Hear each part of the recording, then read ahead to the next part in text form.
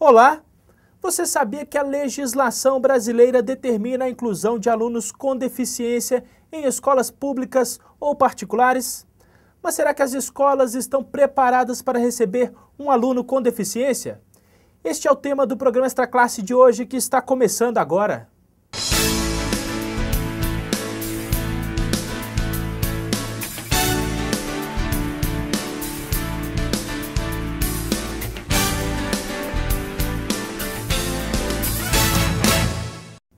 Apesar dos avanços legais nos últimos anos e de políticas públicas do Ministério da Educação, o acesso de estudantes com deficiência à rede de ensino regular ainda enfrenta muitas barreiras.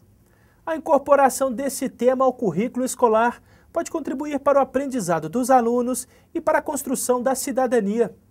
Ao discutir assuntos como acessibilidade nas cidades, a escola contribui para a maior consciência sobre o tema e ajuda a quebrar preconceitos. Confira na entrevista.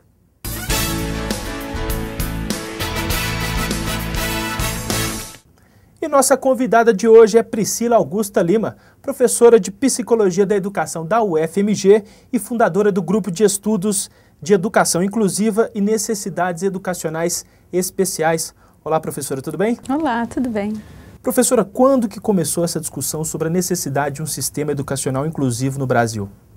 Olha, a discussão sobre inclusão, ela começa a aparecer mais no final da década de 80, 1986, e ganha mais força em 1990, com os tratados internacionais que começam a pressionar, né, o mundo inteiro pela alfabetização das crianças que estavam fora da escola.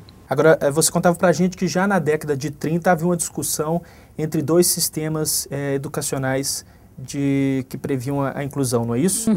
Na década de 30, na verdade, com a reforma Francisco Campos, em 1930, foi instituído o sistema paralelo de ensino, porque antes as escolas eram abertas para as pessoas todas, só que os pais não matriculavam as crianças com deficiência.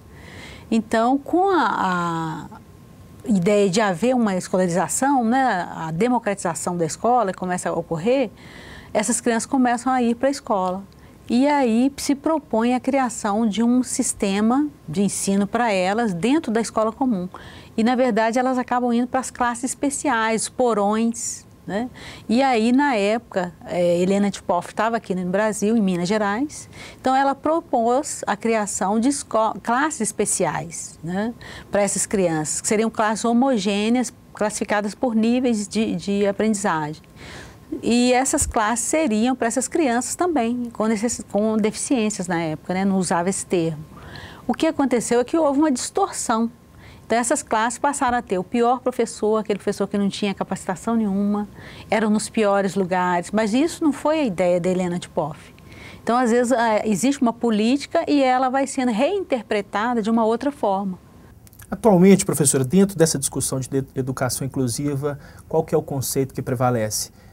De classes especiais ou de integrar esses alunos dentro do sistema educacional? É de incluir, né, o termo hoje usado é inclusão, incluir todos os alunos na escola comum.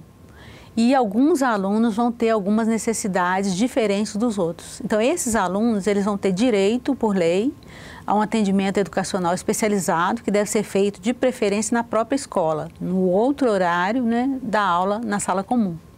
Então, se ele tem uma necessidade de atendimento na área visual, aprender o braille ou aprender libras, ele vai fazer isso no outro horário.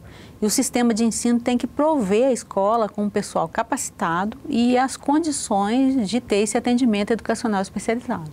Pois é, professora, você está falando aí em capacitação. De uma maneira geral, as escolas brasileiras hoje estão preparadas para trabalhar com educação inclusiva? Qual que é o panorama que a senhora traça nesse sentido? Olha, a capacitação melhorou muito. Se a gente for pegar os documentos, né, sobre capacitação da década de 50, 60, a gente vê que não existia professor com essa formação.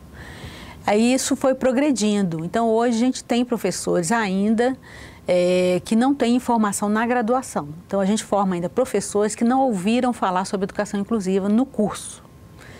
E que deveria estar acontecendo isso, né, por lei.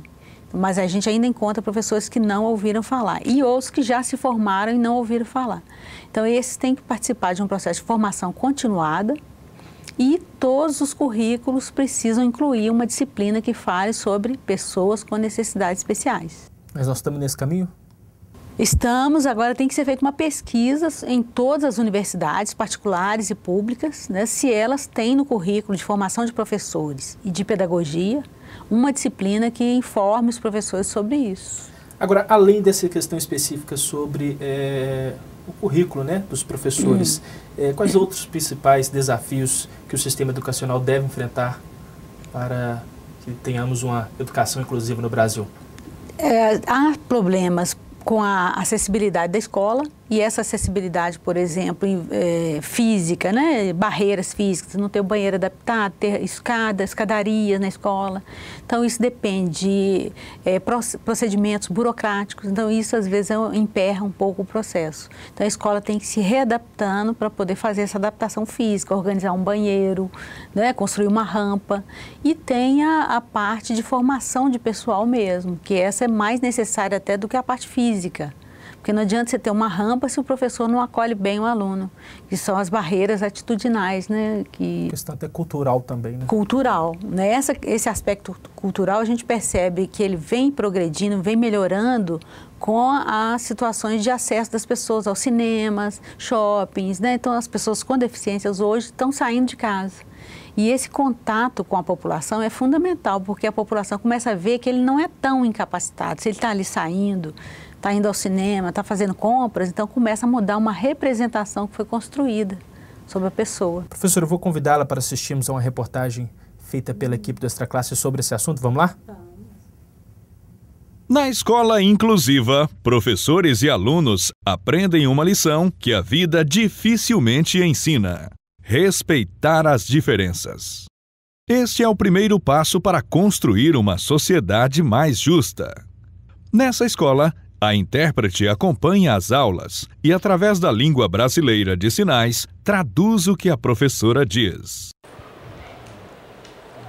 A língua de sinais é nossa língua. Eu já aprendi convivendo numa escola de surdos, depois vim para a escola inclusiva e foi muito bom para o meu desenvolvimento. Aprendi bastante a conhecer a língua portuguesa e as outras disciplinas também. O relacionamento é bem efetivo, bem tranquilo, né? Eu acho bacana essa interação entre os ouvintes e os surdos na mesma sala, entendeu? Bom, acho que todos nós lucramos com isso, né? Tanto surdos que interagem com a gente, tanto nós que interagimos com eles. Acho que poderia melhorar mais um pouco se colocasse a disciplina de Libras no currículo escolar.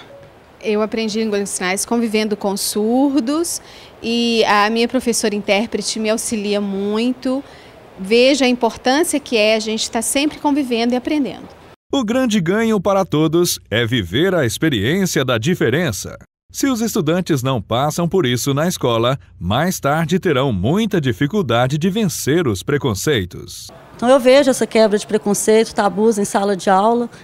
Eu pensei que ia ter uma dificuldade de relacionamento com eles, não tenho. Pelo contrário, eu sou muito bem recebida por eles, mesmo não sabendo falar a língua de sinais, mas eu consigo comunicar com eles.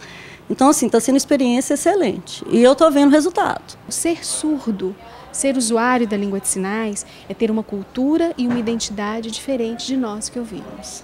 Acho que a principal dificuldade é o olhar sobre o outro, a questão da diversidade. A diversidade, ela incomoda. E a escola incomoda muito mais, porque o professor está acostumado com aquela ideia de normalidade, né? Sendo que a normalidade não existe. A diversidade sempre esteve presente na escola. E a questão do surdo, acho que vem evidenciar uma coisa que sempre existiu, a diferença.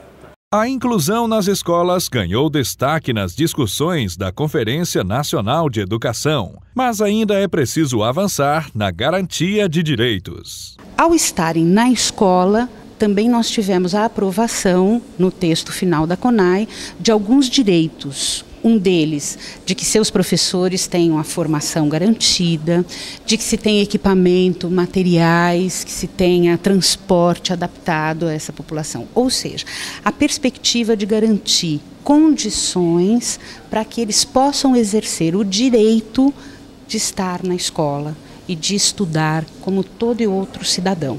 A capacitação de professores para atuar com esses alunos especiais dentro das escolas comuns também é um desafio.